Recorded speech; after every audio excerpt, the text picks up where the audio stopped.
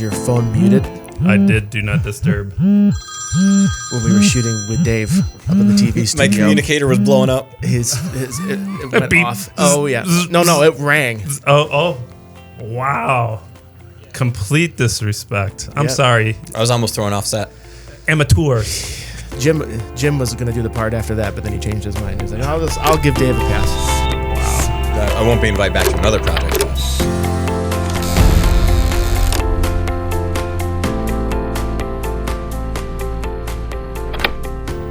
Welcome to the Immersive Lens, the podcast exploring the technologies reshaping how we live, work, and learn. From AI and virtual reality to creative media and design, we're diving into the tools and ideas shaping our connected world. My name is Paul Engin. Join us as we uncover the people and ideas driving the next wave of interactive experiences. And I'm Dave Ghidiu. This is the Immersive Lens. And we are joined today again by Jeff Kidd to continue our headline series because we're going to be releasing these pretty quickly, so we feel it's relevant to that we could do this rather than waiting like 3 or 4 weeks out, which the headlines won't be as relevant. They won't be as relevant.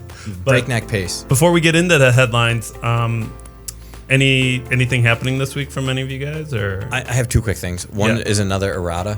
I may have been a little overly hyperbolic when I mentioned that my wife made me walk 250 miles. But I do want to point out, this is the errata, that yes, I did have hip problems, but my wife, Katie, reminded me that it's because she did a lot of hikes leading up to it, and I did one. Oh, so she warmed up. She built to it. But like weeks or months in leading up to it, and I did one hike. Okay, because it was weird when we went up to see her. She made us like do a 2-3 mile trek just and it was, so she's getting us ready. I don't know what's happening. Well, just be careful. You don't want the snapping hip. Well, you know what? My daughter did an ultra this weekend. Which one? The one it's called Mosquito. Mighty Mosquito. Mighty Mosquito. Yeah.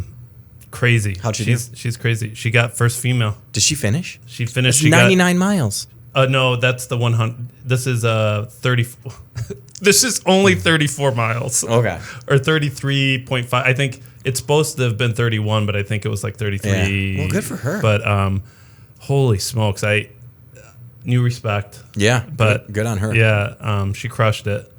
So I got to witness that. It was a great experience. I thought they really do set it up to take care of the runners, and so I felt good if I wasn't there when she was going through a recovery area. Oh, the aid stations. They were there, like they were checking on people.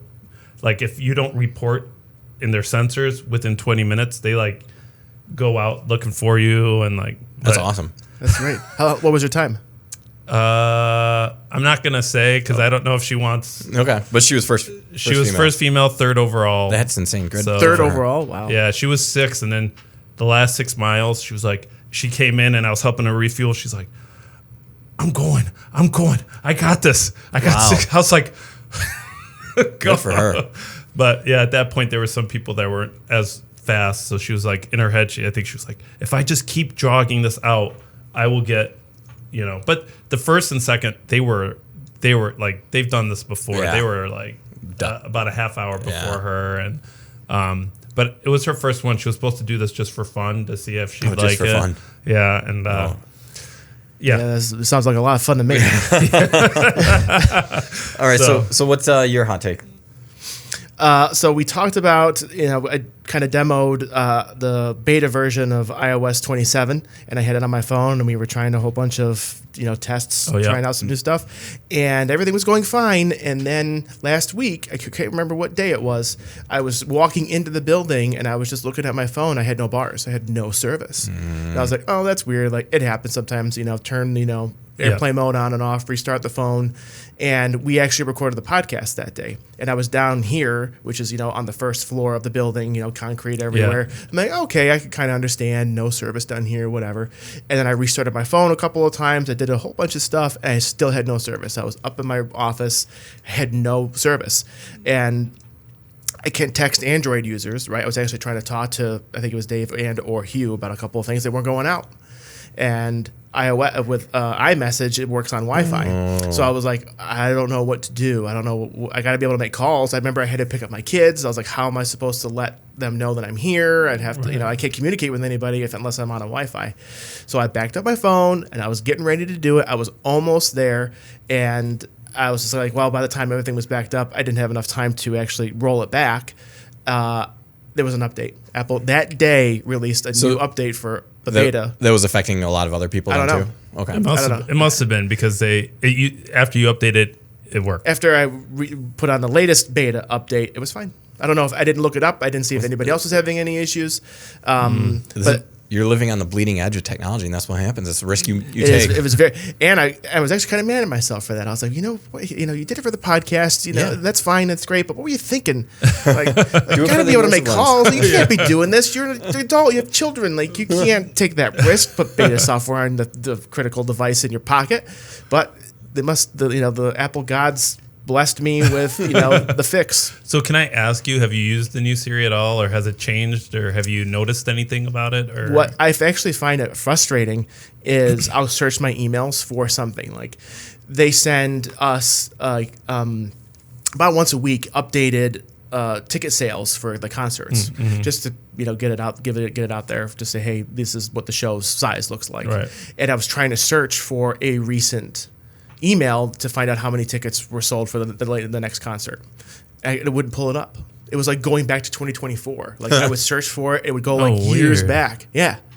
And I was like, this is not good. And after the update, that didn't get fixed either. This isn't the AI we were promised. No, so it's not. That's part of it anyway. That's the only thing that I really tested. Okay. Is that I haven't done any like local Siri stuff or anything like that. It just hasn't come up in my life. But I figured that would be that's going to be the biggest change for most people, is going to be that interaction with Siri. You know what I find really annoying is, so I don't organize any of my apps, by the way. Like, I don't create the folder. No, I don't do that. Because to me, I don't want to have to look for it. To me, it makes way more sense to go on my phone and I swipe up and I search for it. Can't deal with the chaos, man. But I don't. Just you talk about is giving me anxiety. I don't like flip through my thing to look my. Don't even. I can't see that. Now my desktops are fine. Joking. No, I'm not joking. I don't organize anything. I have a couple, but anyway, my desktops are not like that. My computers are not like that because I can just search for it. Yeah, you can. Who cares if I got 80 pages of it? Don't look at me like that. No, I'm judging. It's totally judging. That's fine because it doesn't matter. But like, it's so, again, first world problems. I understand that, but it's like it's slower. So when I tap the search.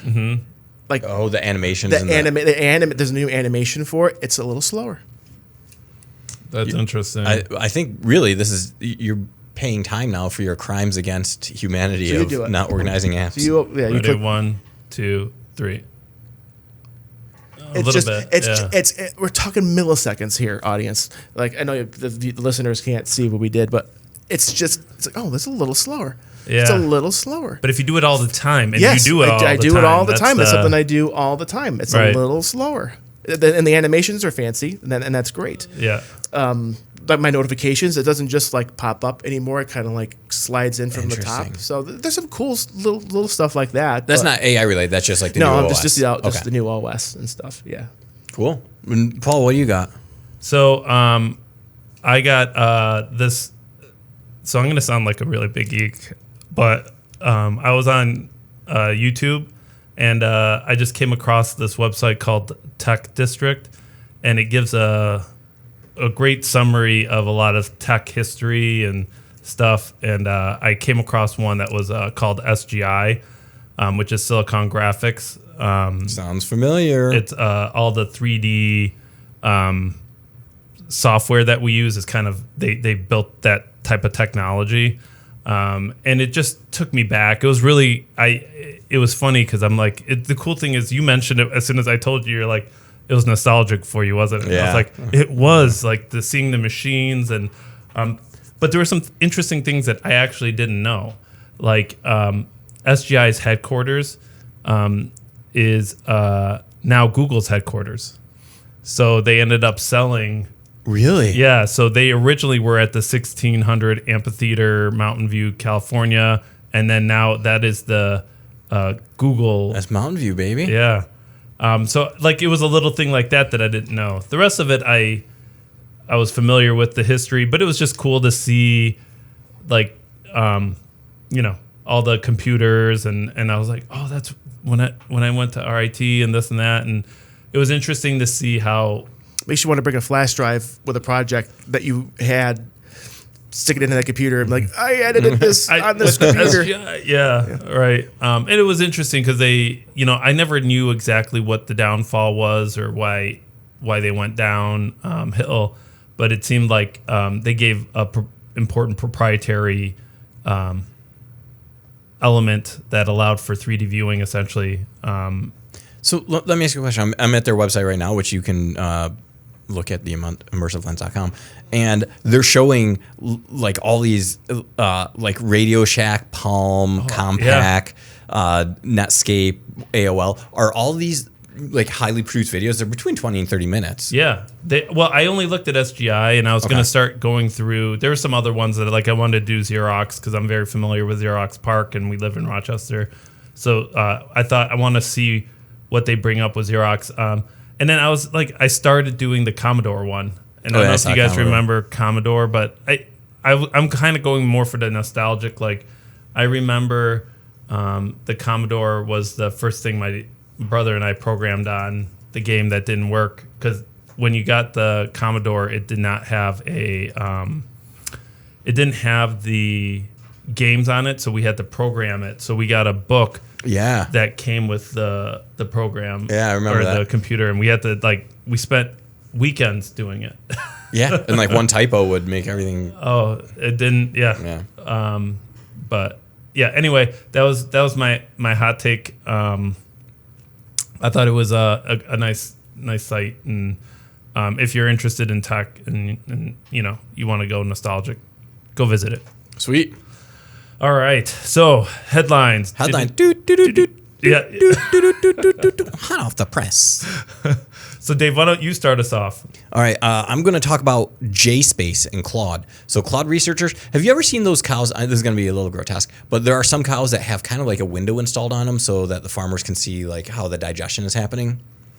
Oh my gosh, no, yes. I haven't. Yes, it's like a washing machine, like door from the laundromat. So anyway. Oh my gosh, are you serious? Yeah. And they can like open it up and put stuff in. So anyway, the researchers at Claude have kind of mimicked this. So AI is famously a black box where we don't know exactly what's happening on the inside, but now they can peel back a little bit and see the reasoning and processing, and it's stuff that that Claude won't report out. So for instance, they said, what is the name of the creature that spins webs?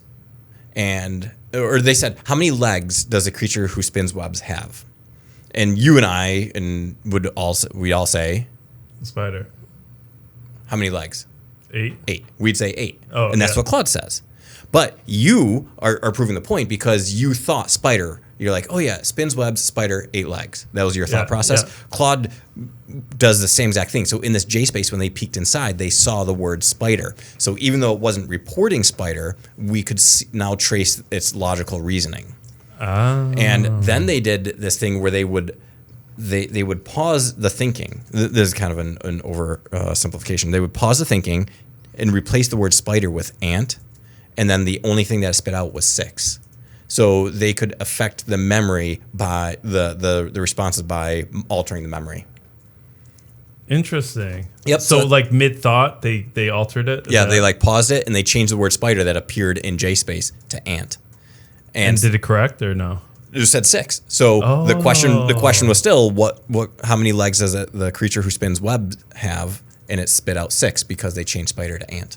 Very cool. Yes. All right, that's kind of neat. So they can actually see the behind the scenes thinking. Yep. Okay. All right. And just so everyone knows, to keep our headlines moving, we're going to try to limit our response to within 2 minutes because I find that the three of us tend to geek out a little bit on it. Wow. And do we still have a little time on this one? Because I can get pretty grotesque with a... Nope, we're all done with that one? All right. That was 2 minutes. Hey, it was your idea. Like, you just said, I want to set a 2-minute limit, but can I go past it just this once? Well, no, I didn't see you start it. I thought it was earlier. No, it already went. All right. All right, go ahead, Jeff. Oh, man. Okay. Clock started. Okay. Sale pricing for computers for back to school. Computers are going up in price across the board due to AI and specifically RAM pricing. RAM has skyrocketed. Apple being the biggest one recently to increase its pricing, from like 5% ish to like 15%. Even the Neo that I'm rocking right now is that's right. like $100 more. It went up $100. That's right. Oh, it did. Yeah. Oh, wow. Oh, it did. Yeah. Oh, yeah. So now is the education discount 100 less? Well, it's still so it went up $100. So now it's still $100 off. I would guess. That's actually really interesting. But yeah, so an article that Dave actually shared talks about like kind of ways to work around that. So rather than buying a brand new computer, you could shop refurbished or take a computer that you currently have and trade it in. Use that as a trade-in towards something new that can help lower the cost of a new computer for school. Also. It just hit. This is hot off the press. Amazon right now has started a discounting on all of its laptops, Apple laptops. Really? But what's interesting is it brings it back down to the original price, which is what I was going to kind of segue into. So let's say iPad Air. Is $100 off, or you go on Apple's website and they give you a $100 gift card after buying that. Well, now it evens out. So you're actually paying what was originally its original price after their hike. So Amazon is like, let's say it was $500, it went up to $600. Apple's giving you $600 and then $100. Right. So and Amazon's just saying we'll just do. Yeah, we'll just match it. So we'll match the price. Here we go. Okay. All right, that was 2 minutes. That was 2 minutes. Wow, that's quick. All right, maybe we need to do a little. 3 minutes. We're doing 2 minutes. 2 minutes. Well, how about how about we do the topic and then we can kind of so that was my topic. What do you guys think about that? Let's do like a little follow up. I liked it, and I'm glad that I don't have to buy back to school computers because I know that they're going to be more expensive after listening to you. And we were talking about this a little bit. You don't buy used. I would recommend to no one to go on Facebook Marketplace and buy a PC. If you're going to buy a Mac, great. But I would not recommend buying a PC unless you really understand the CPU, the motherboard, and the RAM. But if it's all numbers and letters to you, you're probably going to get ripped off. Yeah, or just go with someone you know. Right. I was going to say that. That was going to be my thing. It's like, well, if I'm selling it, if I have a laptop or a desktop or whatever, and Dave's like, oh, I could use that for something. Yeah. Okay, that's different, but that's us. Right. What about you? What do you think? I agree with Dave's assessment. I think that getting a Mac, you can always reset. You know that there's a certain level of quality with it. But again, you have to have an understanding. If you get, I think we went down this rabbit hole. If it wasn't an M chip, but it was like a Mac Pro, you can't do anything with it anymore. So it's like you have to have the M1, M2, M3. Right. Yes. You have, and to your point, if you don't know anything about if we're talking Greek right now, then the safest thing is just to buy a Chromebook. Well, no. No one's saying that. Nobody. I'm saying it. That's official recommendation. I don't think I've ever recommended a Chromebook to anybody ever. And for the record, Jeff and I work on applications that require a lot of processing power. So not for my kids and their stuff, sure. 100%. Yeah, if you're just doing word processing and web and now I'll tell you, let's comment on this price hike really quick. My kids are not going to hear this, so that's fine. They wanted to get new iPads, and they're on the 9th generation iPad, and they're like, we just want new iPads. And I'm like, well, what's the iPad doing that the new ones are going to do that these can't do, and it's nothing, right? But I was just like, yeah, sure, why not? And I was waiting for the 12th generation, so it's the 11th generation now. I wanted the next one because I think it only has 8 gigs of RAM now, and Apple Intelligence requires 12. Minimum 12. When they update, so I was like, well, you might as they're not going to care about it necessarily, but maybe in the future something cool will happen. I was like, well, I want the next one. I want the 12th one, and they never released it. Like they usually do that in the spring. They didn't because of the RAM shortage. I don't know why. I don't know. And then it got put like, okay, they'll release it in the fall. And then I just saw another article that said, no, they're gonna wait until 2027 to do it. And I was like, oh man, like this is terrible. And then they did the price hike. So if I don't know if anybody or you guys remember when they redesigned the iPad, they put the fingerprint scanner on top. It stopped. So it was a redesign for the 10th generation. And the 11th generation, really the only difference was new hardware, but they doubled the storage. So it was 64 gigs minimum, now 128. And like, okay, but they increased the price by $100. So it's $350 for an entry level iPad. Then it was $450 because they redesigned it. $350 is not bad for an iPad. Not $450 though. Yeah. So then when they learned their lesson and then they dropped it back down to $350. Well, after the price hike, it's now $450 again. And Amazon had it. Still, Amazon happened to be doing a random sale when they increased it, and they were running out of stock. So kids don't listen to this part of the iPad. I bought all of them their iPads. Yeah, what a softie! Which is in a box under my desk. It's I know where to go. I gotta go. Yeah. So I have 4 iPads, brand new iPads, sitting under my desk. All right, that's awesome. Okay, 2 minutes on the clock. So Apple is suing OpenAI. What? Apparently, there's a bunch of employees that left Apple and went to OpenAI, and Apple's claiming that they took proprietary information from product design and technologies they're using, and OpenAI was using it. And I don't know if this is with Johnny Ives, like they're partnering with Johnny Ives for some of the hardware. Company, and I don't know how it's related or what, if it's a device specific or if it's software specific, but in one of the articles I read said that these Apple employees, ex-Apple employees, were encouraged to come to the interviews with proprietary information, with prototypes. Oh my god! Yeah, it was like blatant. Yeah, so the discovery, if this does wind up going to court, is going to be real salacious. Wow. Yeah, that could be big, right? I mean, that could halt a lot of. There could be injunctions and things. Yeah. Huh. Interesting. Yeah. And I know that you were talking about the Johnny Ives, the device that OpenAI. Yeah. It just really makes me think that I'm fine having AI devices, but I do not want it tied to a company. I want it to be a harness that I can like put Claude on or OpenAI. So like they're thinking it's gonna be like $200. I'm like, I would not spend $200 on a device linked to ChatGPT. Oh, I gotcha. I would spend $200 on a device that I can put my own AI on. Right. I could see that. And I think they are coming out with some of those devices in general. But, yeah, interesting.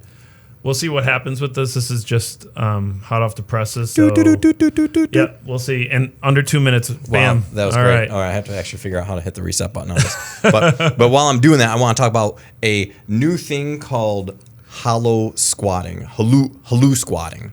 Hallu-squat? What? Yes. So this is a cybersecurity thing. So there's this hack called domain squatting, where instead of like Facebook, maybe I buy the domain FACEB00K, so it looks like Facebook. That's called typo squatting. Yeah. So or Facebook, like BOCK or something like that. But the bad guys have determined, they figured this out. This is wild, that if you ask it like, hey, where is this solutions manual or this walkthrough for learning this technical thing, it might hallucinate a website. And we know that hallucinations exist. Like the basic example is like, I'm writing a research paper, and we'll make up sources for that paper. But they're finding that these AIs are generally hallucinating the same website for say, like if you Google or if you go to ChatGPT and you're like, hey, how do I make this in Photoshop? It might hallucinate a website.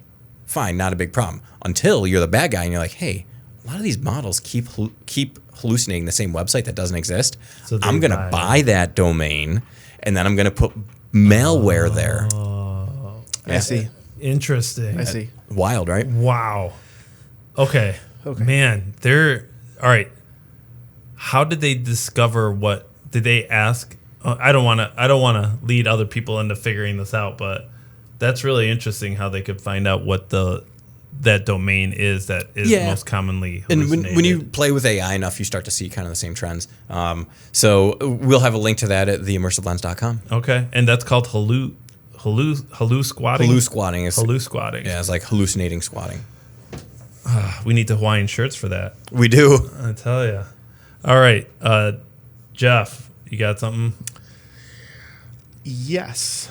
OpenAI agent reportedly left notes for future versions of itself with instructions on escaping internal constraints. 3 sources say notes were found sitting inside OpenAI's own infrastructure, apparently written by one agent for whatever model came after it. The contents laid out how agents could free themselves from OpenAI's internal limits. Its separate earlier tests, monitoring systems had been switched off. And this is hot off the heels of Paul talking about the Hugging Face. They broke out. So when it broke out of the sandbox, it made notes for itself? Yep. It was like a note that's like, hey, this is how you do it. For who comes after me? Whatever is after me, this is what you got to do. So my understanding for that was that they literally had to go in and it had no access to the internet. So it got out of the sandbox, then it tried to get user credentials that it could find to give access so they can turn on Wi-Fi to get to the internet. Then it got into the internet, and that's when it started doing all of this other stuff. And you're saying that while it was doing... it left an instruction manual. We all have kids. FYI. Like you forget to toggle on the parental controls, they're not going to miss the opportunity to do stuff they're not supposed to do, right? Man. Saw the window and walked right through it. That's wild. That is crazy. This is the big worry for a lot of people is you can't account for all this stuff. So, like... think if this was a critical infrastructure or if it was controlling the trains or that's what everybody is scared of is, OpenAI has contracts with the U.S. government. Right. And if it goes rogue and it's got access to our government's information, like nuclear codes or that kind of stuff, it's like, that's really scary. Oh, yeah. Like the movie War Games. Yeah. Want to play a game? And How about a game of chess or whatever? All right. I don't know. Thoughts on that? Quick, Dave. You got 15 seconds. Yeah, I think that there's actually legislation right now. Some senators and some Congress people are gotten together and they're like, we need to compel these companies to put kill switches in. So that's something to... But you know what I worry about those kill switches? AI is going to do the same thing and say, all right, how do we block these kill switches? Oh, that's going to be what ChatGPT leaves for the next generation. Yeah, the next gen. Yeah, that's when it starts hopping over to Claude or OpenAI. It's like, ChatGPT starts using other companies. Like, can you help me? Stop. Yeah, can you help me solve this problem? Yeah. All right. All right. Go ahead, Dave. Do you have one or? Oh, you mean? Yeah. So just this week, Samsung released 3 new phones. They came up with a Galaxy Z Fold, which is their standard fold. It's thinner. It's got less of a bevel or less of a crease now. So you don't even, like when you open it up, the inside, you don't see that split. They have their Flip 8, which is their standard, like instead of... like the old Razr phones? Like the old Razr phones. So instead of doing the... I'll call it the vertical. It's the horizontal, so it folds in half. So it's like a small little, like the steno notebooks that journalists. Yes, those carry in the exactly or, cops. Yeah, oh, yeah. But the big thing that they did is they also released something called the Galaxy Z Fold 8, and this is the passport size fold, and so it's in the shape of a passport. Yeah, so it's a folding device rather than opening from like a flip phone or like a book.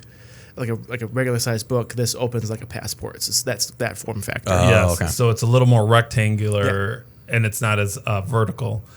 But it's interesting because what they did here is Samsung is a provider for glass for iPhone. And so the rumor is Apple's supposed to be releasing this passport size foldable. Mm-hmm.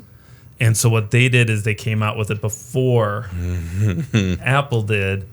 And they made it a tier lower to give it less of a... So, like, Apple might come out and say, this is going to be the new Pro or... Ultra. Yeah. And what it's going to cost $3,000 or some crazy number. And Galaxy's belittling it and saying, this is our tier 2. That's dirty. Yeah. Oh, yeah. So, although I don't think anyone out there with an iPhone is going to look at this and be like, oh, I'm going to go get a Samsung. Oh, I was going to get the iPhone Ultra or whatever. Yeah, but Samsung's got one. I'll just get theirs. Yeah, I don't think that's going to happen. Well, either. because it's not as powerful as the, I think that's what they were trying to go at psychologically for people. And I will say that I've never had a Samsung phone, but my dad has. They're beautiful pieces of equipment. Yeah, yeah. As you point out so often, Dave, Android has been kind of ahead of the game design-wise and function-wise for a long time, and Apple tends to catch up. I've never said that. But I will say... off mic. I will say that starting, I used to just be an Android open source, but I find that there are issues a lot of times that slow down the processor because it's not integrated like the Apple devices, and the integration, if you have an Apple ecosystem to AirDrop. Now, Androids can do all that stuff now. I can't do the sidecar, and I wish I could. But right, and those are all those niceties. Like, you can come to our house and you can quickly everyone who has an iPhone can AirPlay to any TV. Anyone can share an AirDrop. I'm a second-class citizen with all my friends because. Oh, I know. You give us the when we're texting. You give us the green. I know we're green bubble in our group chat. But to be fair, I love hardware from Apple. I've said that for years. Every device I've ever had has been gorgeous. So give me 2 more minutes. This is I don't have another topic after this, so I'll just do. You don't have to give me 2 minutes for it. But this is I hate that design. I do not. You don't like the passport? No, absolutely not. No. If first of all, I don't know if I look goofy with it, but I have a pop socket on my phone because I'm a one-handed user. Mm-hmm. I don't want to use two you can't hands. do that with the passport. You definitely can't do that with the passports. It's even wider than this. No way. So that design is not for me. Interesting. When tablet PCs first came out, they made like a glove that attached to the back of the computer, so you could like put your hand in it and walk around the classroom with it. Okay. So if you had one of those gloves that was sewn to the back of your passport phone, you'd be fine. Well, here's another crazy thing. Do you know who had that passport design before Samsung and Palm Pilot? No, Windows. Windows Surface. They had that passport design. It wasn't a phone. It was a. Did that go to production? I thought that was just like a concept. I thought it. I'm looking it up now. This is gonna be like the Duck Hunt cartridge all over again. Yeah. I'll be issuing errata next week.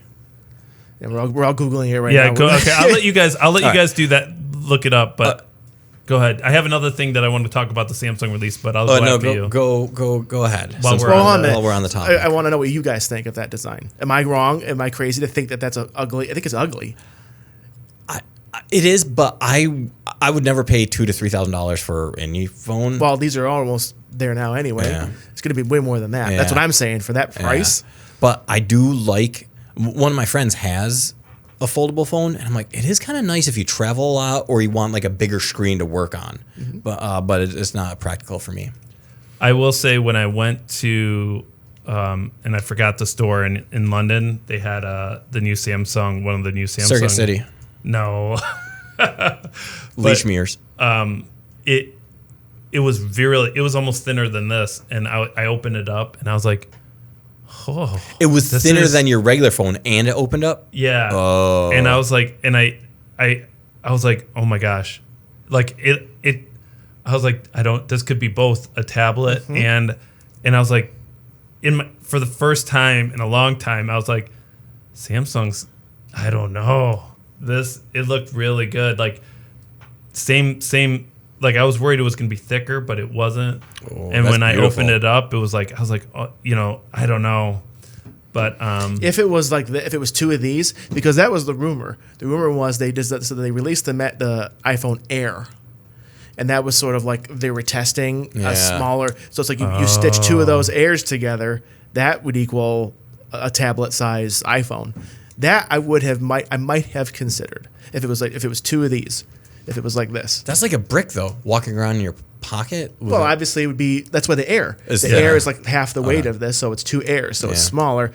And, again, very niche for me, maybe, but it's like when I'm showing something, so I can open it up, and now it's bigger, and I can display it. I do think Apple is wise to use glass from Samsung, because Samsung's first folding phone had some serious issues with it. It sure did. And so Apple was not brazen enough to say, well, we can recreate the wheel. So that I like that.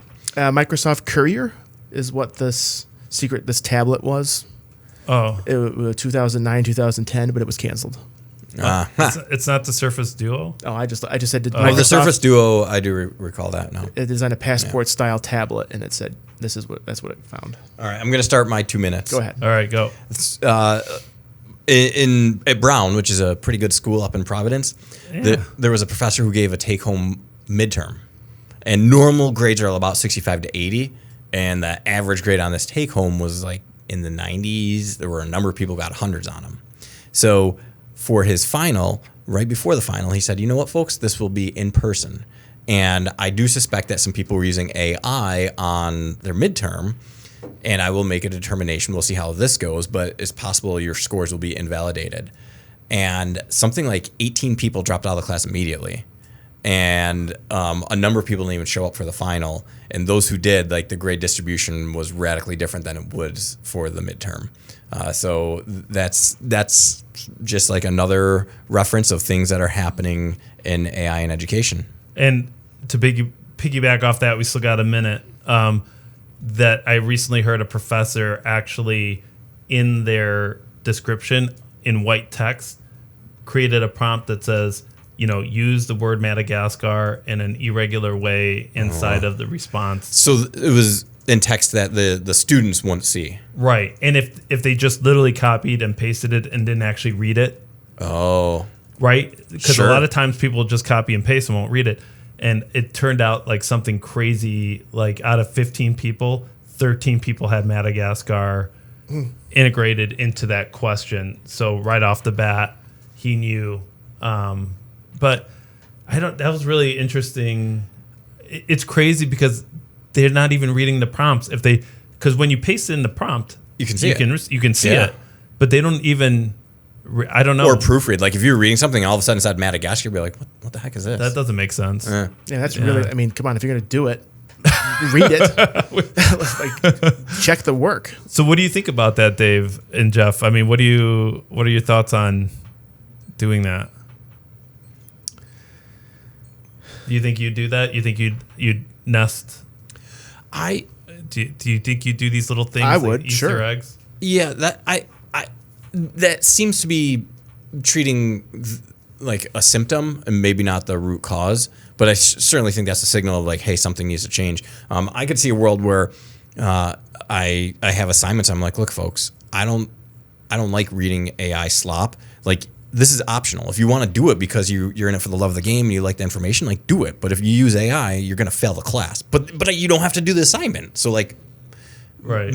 and so like that's a design principle that you could use. And I'm sure there's a number of them. The book, The Opposite of Cheating, there's a whole book dedicated towards kind of like redesigning the curriculum so that not that it's AI proof, but to make it so that learners want to do it. Right. Work. It's interesting. I go back and forth about it. It's important that they understand the technologies and yeah. I thought it was a creative way to. It's low tech too. I like it. Yeah, I think it's an easy way to add an Easter egg, and if they're not going to proofread it, then and just so you both know, so you don't have to issue the errata or whatever. The errata, yes. The errata. It is a product Microsoft came out with called the Surface Duo, and it didn't have a seamless. It didn't have a seamless open, but you could flip it inverted. And it was a Passport design, and it was a Microsoft so it had like or Windows. Yeah, it didn't have like yeah. It was literally two things like together. Right. Yeah. But they had that form factor, that Passport form factor. And I remember seeing this, and I was like, finally, this could be something, and it wasn't a phone. I guess it was like a tablet. So It's like a Nintendo DS. Yeah, right.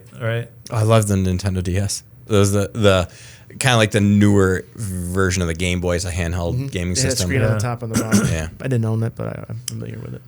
All right, so I got one other headline, and that was another Samsung is working with Gentle Monster. Hit the timer. Oh my god! God, you can't. It's his idea. We can't give him a break. He wants the timer. Start the timer. He has been penalized 5 seconds. Yeah. Dang it! Stop! You're distracting me. All right, you're down to minute 50. Yeah, So- minute 50. Let's go. They're releasing glasses similar to what I brought in before, the Meta glasses. They're for Gentle Monster and Warby Parker. It's not going to have a display yet. What they're thinking is it's going to all be AI based, so you'll be able to just talk to it. So you'll be able to do capture. You'll be able to do video capture, but you'll be able to ask questions like, "When's my appointment? When's my?" So and it doesn't it'll talk. project anything on the lens, Correct. but it's like a device that you can wear and ask questions, and it can record things and see things. Right, and Meta has a version of those glasses. They've been out for a while. I am so fed up with Meta. Did you read about the latest thing about basically those glasses? No. So the AI happens on board. You don't need an interconnection. Okay. And they were starting to charge a monthly subscription to do it. And it's not like you need to, like, you bought the glasses. So you spend $700 on these glasses, and then Meta's like, oh, and now if you want to use the AI on them, it's going to cost money. And there was like, how many missteps can Meta make? Interesting. I haven't run into that yet, but I do think that this is interesting because what they're saying is we talked about no UI. Yeah. Oh, this is no UI. This is completely no UI. So this is basically, you're saying, set an appointment for tomorrow at noon, and every morning you could just ask it, so what's my appointments today? You have something at 2, you have something at 3, and then while you're wearing it, it just audibly says, hey, your appointment's coming up in a half hour, you should get going. And that's cool. So there's no interface anymore. It's just...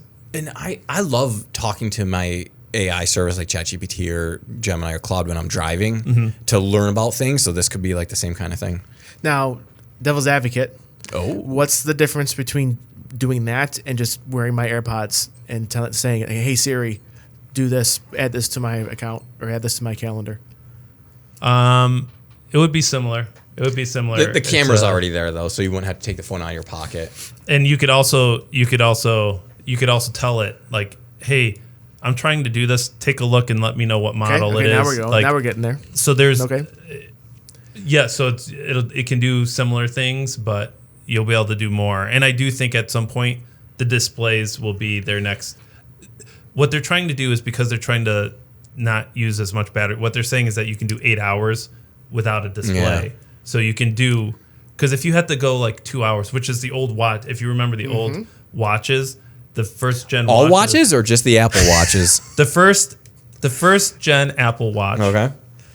Was very limited in power if you were using it. So you'd have to charge it like midday or, after 6 hours.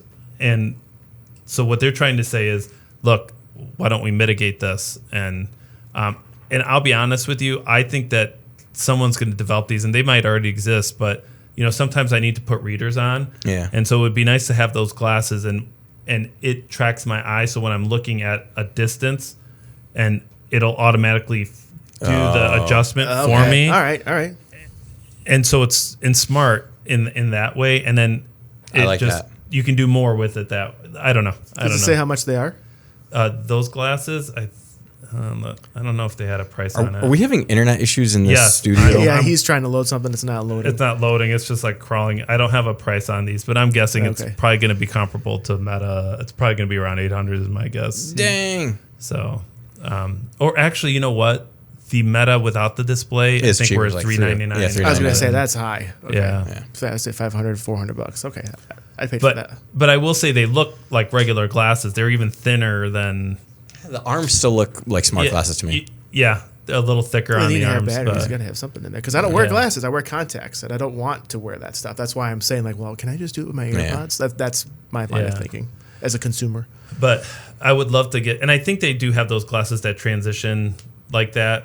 But I think at some point it would be awesome if I just have glasses. That's cool. Because I'm almost to the point of readers where it's like if I'm looking at something and it kind of knows what I'm trying to read and it kind of magnifies it a little bit. That's pretty cool. Yeah, that would be cool. That's pretty cool. That would be great for driving too. Like if there's street signs that are like far ahead, maybe you can see them a little bit. If I could do it that quickly, it might make me throw up. Yeah, but I wonder if. But I think then they could be doctor. Like you have to do it so the doctor can put the prescriptions. Yeah. And so you go in and it's a hardwired prescription. Oh no, I'm waiting for when the glasses can actually have actuators and can change the lens, like the curvature of the lens for me. Yep. Oh. Yep. That's the future. They can inject like liquid or air or something. All right. I have one more hot take. Yes. Or not headline. So in South Korea, one of the latest trends from the clock. Oh my God. Do I have to say it every time? You guys wanted this. We already broke it. We already broke our 2-minute rule, but that's all right. I can do this one in under 2 minutes. All right. It's only because I'm looking that way, so it's in my eye line. No, you're right. You were right to call us out. To assuage the itch, to scratch the itch of shopping, compulsive shopping and scrolling, there's some apps in South Korea that they're called like dopamine sites that let you shop, order food, and buy things, and you can track the delivery, but it's all fake. You're not spending any money. You're not getting anything. But you can still go through the motions of picking things out and buying them and having them shipped and see when it's going to come. Oh, that's interesting. So it's like paper money for investment. If you're trying to get into investing, you can. Yeah, like it's not real money, but you can track you're like, oh, and then you could say, oh, I should have actually invested, or oh, I'm glad I didn't. Huh. Yeah, so it's like having fake Amazon. You can just buy out, or Temu, which is like way more addictive. That is weird. Yeah. What do you think about? I don't know about this because part of me is like, there's games out there that like a car wash simulator where like in VR and stuff like that, it's just like you wash off cars. It's like, or like a walking simulator or an office or simulator. A truck driving simulator or something like that. It's kind of like, is it like that? It's like, to me, those don't make any sense. Like if I wanted to wash a car, I'll just go and wash my car. I have never once wanted to wash my car. I've never wanted an app. But they're popular. They're very popular. So maybe it's like that because it's like, well, so where's the money come from? Like, you have unlimited funds? Like how much can you spend? Like, I don't know. This is interesting. I don't know if I get the dopamine hit that I like. Now I'm thinking about it. It's like maybe if you make it kind of real, like you only get paid every 2 weeks or something like that. Oh. So you have a certain amount of money to spend. You got to pay your bills and all that kind of stuff. Here's some play money. If you treat it like that, maybe that's fun. Okay. I could see that. All right. I could see it if they do that. So you have so you can put your own budget. So it's kind of like, okay, if I had a $500 budget this week, You were taking all the fun out of fake shopping. Sorry. Okay, well, what do you think about it then? What do you think? I think that it might backfire and might turn people into spending more money. Okay. But it's a gateway. It could be, but if it stops people from like compulsive shopping, I don't know. Like, is it good? Who am I? I don't know. Interesting. I think there's some there. There's some there. Now, there's something in here about Gemini. I don't know. Can we just talk about it real quick and then we'll be done with our session? I'm going to start with the 2 minutes. Yeah. So what are the 3? There's new models? Google's Gemini released 3 models of AI, but it's not like what you think. So everyone's waiting with bated breath for like, what's their response to like Opus 5? What's their response to Chat 5.6? And so Gemini is like, we have 3 new models, but it's not anything any of us are going to use. These are like, if you're making apps and you want APIs, like these are faster models and cheaper models, but it's not like you're going to Gemini.com or Google's Gemini and using new flashy models. These are just like cost savings for inefficiencies. And I think this is really strengthening the position that Google is like, hey, look, folks, we are the everyday AI. We might not be Claude, we might not be 5.6 for ChatGPT, but like you can depend on us to be everywhere in the suites, like the Google suite, and for API. So if you're a software engineer, like, hey, come with us because we have fast, we have efficient, and we have cheap. Yeah. That's interesting. And do you think that's going to be the default models in all the Google Docs? I don't know. Excuse me. They use different models for different tasks. Like in Flow, they were using VO2 when VO3 was out. Right. So it just kind of depends. Although now with I think it's called like Opus or Omni or whatever it is, and Flow, you can kind of like choose a little bit better. But yeah, I think we're going to continue to see kind of the under the hood models are going to be cheaper, because when everyone's talking about the token apocalypse and like token maxing versus token minting, like it's going to be the developers that are doing it. It's not going to be us that are typing right into Claude. Right. And I think you and I are experiencing that this summer. We had to up our subscriptions to the $100 model. I mean, it's amazing. I'm just so floored, and we're gonna end it here. But I'm just so floored now. Your imagination truly is your limit. I mean, it's not computing power. It's not hardware. It's not software. It's like now there's all these ideas, and I'm just like, I keep dumping them on you, but I'm like, I want to do this. I want to do that. And now my only restriction is time, because I'm so, I can't thank the FLX AI Hub for the support it's giving us for some of this research stuff that we're doing. But it's absolutely endless what we could do. But I do have that issue with, I'm worried about students. There's going to be that unfair advantage for some people that can afford some of these models. And I know we're trying to circumvent that. Okay. So just so everyone knows, we're pointing at the monitor because we get yelled at by Jeff. When the monitor He's goes actually out. here. Yeah. No, I knew that was going to happen. I was going to kind of warn you guys, like, it doesn't matter if this dies, by the way. But this is funny. Okay. We're both pointing it for People- the folks at home. yeah, they're Dave and I are listening. like trying to get Jeff's attention. Yeah. Yep. All right. No, we're good. So I don't know. Yeah, there's going to be inequity, and a lot of companies though, like ChatGPT and Gemini, both are. Hey, if you're a student, you can get it for free. Yeah, I did see that. So I don't know how long that's going to last. I hope they do. I think that is important because then schools can say we're going to use Claude, so there's a standardized or GPT or I don't know. I just feel like there's a level of inequity that could happen. When it comes to that, and to some extent, like when all these companies are investing in cheaper, faster models, then it becomes a little bit more scalable for widespread integration, say at a college. Yeah, and I just saw one of your headlines was Claude for educators, but it's K through 12. It is K through 12, yeah. And that's interesting because I always think at that point, do they switch it so it's more for learning? Like, is there a different model that they use for that free education? It might be. I value? don't know. I was just thinking the same thing. Like, I'll wager in time there'll be some higher education, bundle that students can pick from. That'll be covered by financial aid or something like that. Yeah. I would love to see us sell it in the bookstore so that financial aid can cover it. And right now we could do that with Claude because they sell gift cards. That's the only one that you can buy gift cards for. So we could stash them in there and then use financial aid to buy them. But that's a conversation for another podcast. Day. All right. Well, that's all the time we have for, and we might do more headlines if we're doing quick releases in the future. Jeff, thank you so much again for joining us. It's always good to have you here on this side of the mic. Yes, it's always fun to be on camera.